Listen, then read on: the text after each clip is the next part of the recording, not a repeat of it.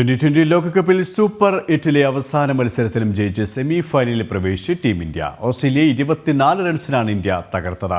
92 runs എടുത്ത നായകൻ രോഹിത് ശർമ്മയാണ് കളിയിലെ താരം. സെമിയിൽ ഇംഗ്ലണ്ടാണ് ഇന്ത്യയുടെ എതിരാളി.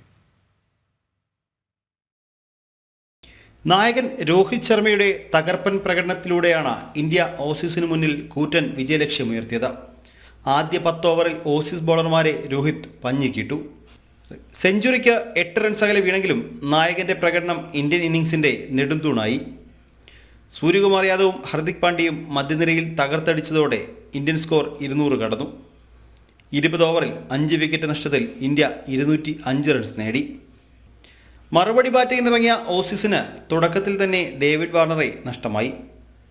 പിന്നീട് ഒന്നിച്ച മാർഷ് ഹെഡ് സഖ്യം സ്കോർ ഉയർത്തി. 9-ാം ഓവറിൽ കുൽദീപ് യാദവ് മാർഷിനെ പുറത്താക്കി.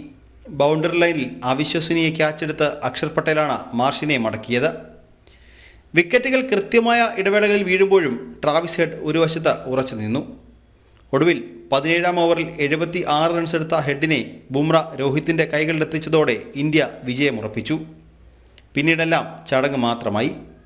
ഇന്ത്യക്ക് വേണ്ടി അർഷദീപ് സിംഗ് 3-ഉം കുൽദീപ് യാദവ് 2-ഉം ബുംറയും അക്ഷർ പട്ടേലും ഓരോ വിക്കറ്റുകളും വീഴ്ത്തി.